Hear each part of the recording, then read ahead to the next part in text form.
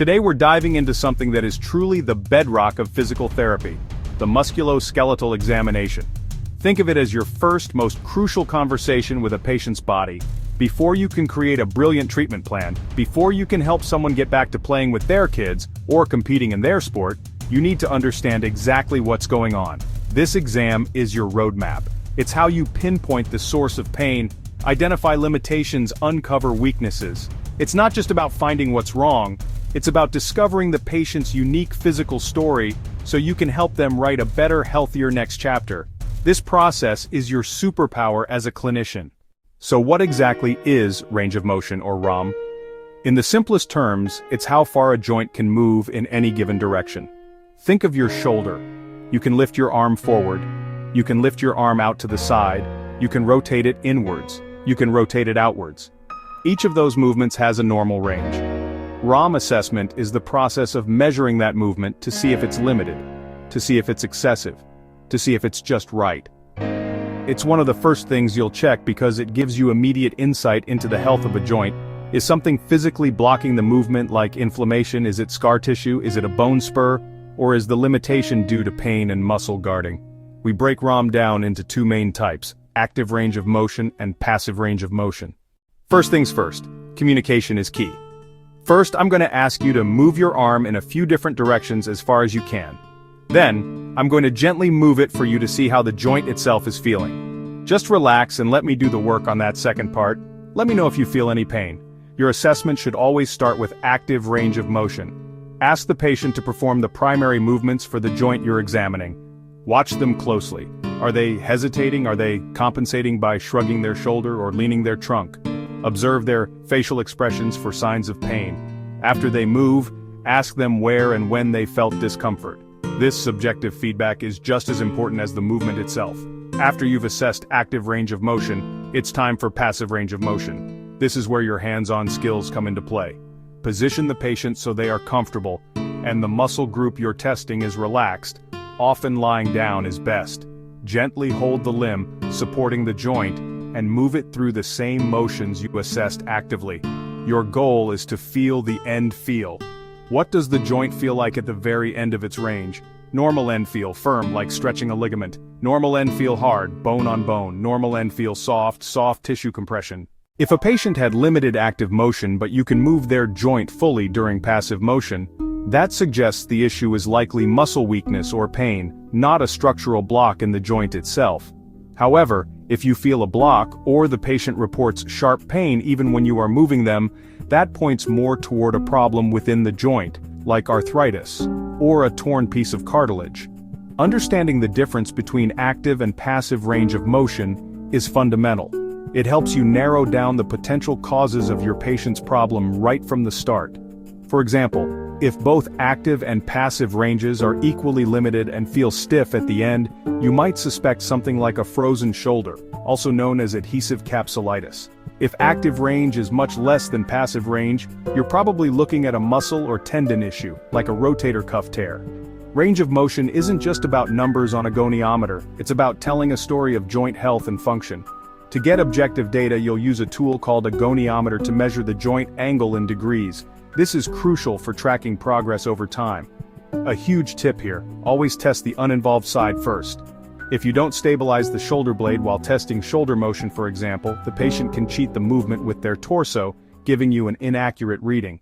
Now that we've covered how a joint moves, let's talk about what creates that movement. The muscles. Manual muscle testing, or MMT. MMT is a standardized way to assess the strength of a specific muscle or muscle group. It's not about seeing who can lift the heaviest weight in the gym, it's about isolating a muscle and determining its ability to contract and generate force. This is incredibly important because weakness in a key muscle can be the root cause of pain, instability, poor movement patterns. It helps you answer the question, is this muscle doing its job? The purpose of MMT is twofold. First, it helps you diagnose the problem. For instance, a patient with shoulder pain, weakness in the external rotators, suggests a rotator cuff issue.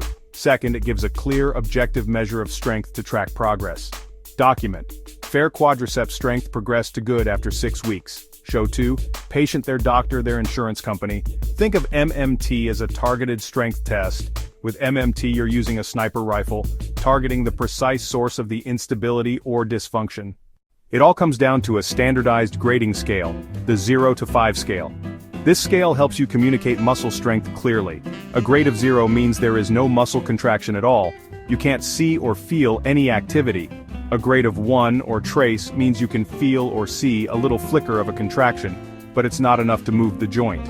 This is a subtle but important distinction, as it shows the nerve is still connected to the muscle. A grade of 2, or poor, means the muscle can move the joint through its full range of motion, but only in a gravity-eliminated position. This means positioning the patient so they don't have to fight against gravity.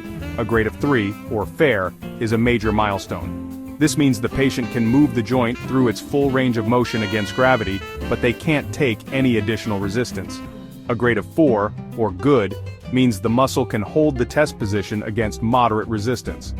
Finally, a grade of 5, or normal, means the muscle can hold the test position against maximal resistance, and you cannot break their hold. The strength feels equal to the uninvolved side. This scale from 0 to 5 gives you a full spectrum to grade muscle function. Here's your step-by-step guide and a crucial tip. First, position the patient to isolate the muscle you want to test. Second, instruct them to move into the test position and say, "Hold it there, don't let me move you." Third, apply gradual, steady pressure over 3 to 5 seconds. A common mistake is applying a sudden, jerky force.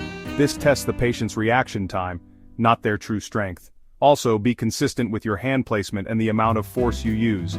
Just like with range of motion, always test the uninvolved side first to get a feel for the patient's normal and give them a chance to understand the test. Once you've assessed how a joint moves, range of motion, and how strong its supporting muscles are, MMT, it's time to zoom in on specific structures. This is where special tests come in. Think of these as specific diagnostic maneuvers designed to provoke, stretch, compress a particular ligament, tendon, piece of cartilage. They are called special because each test is designed to look for a special or specific problem. The importance of special tests lies in their specificity. For example, a patient might have general knee pain, but if they have a positive Lachman test, it strongly indicates a tear of the anterior cruciate ligament, or ACL. This information is critical for guiding your treatment plan. It's important to remember that no single special test is 100% perfect. Instead, you should perform a cluster of tests for a suspected condition. If several tests that all point to the same problem are positive, your confidence in that diagnosis goes way up. When performing special tests, your technique and communication are paramount. You must explain to the patient what you are doing and what they might feel. Many of these tests are designed to reproduce the patient's pain, so you need their consent and trust. You also need to be gentle but firm, positioning the patient correctly, and performing the maneuver precisely as it was designed. A sloppy test is a useless test. A huge tip: always watch the patient's face, not just the joint you're testing. Their reaction will often tell you more than the physical movement itself. Imagine trying to fix a complex engine without looking under the hood. Of course not. You'd run diagnostics first. That's exactly what this examination is for the human body. It provides a systematic way to assess joints, muscles, ligaments, ensuring you don't miss critical information. Let's stock your clinical toolkit with some of the most common and useful special tests for the knee. For the knee, 2 essential tests are the Lachman test, McMurray test. Lachman test is the gold standard for assessing the ACL. With the patient lying down and their knee bent to about 20 to 30 degrees, you'll stabilize their femur and pull their tibia forward.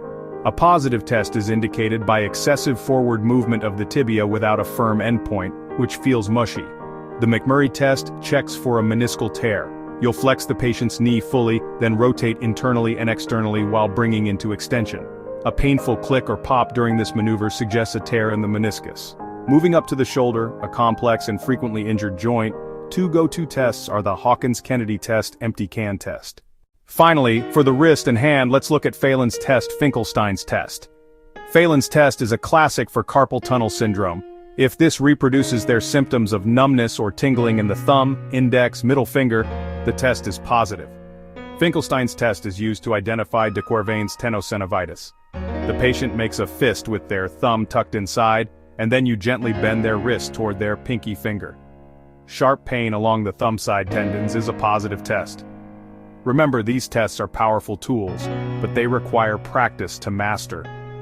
The feel of a positive Lockman test or the subtle weakness in an empty can test is something you learn with your hands over time. Always interpret the results of your special tests in the context of your entire examination, the patient's history, their range of motion, and their MMT findings. By combining all these elements, you can build a comprehensive clinical picture and create a treatment plan that truly makes a difference. Keep practicing, stay curious, and you'll become an expert diagnostician. You got this.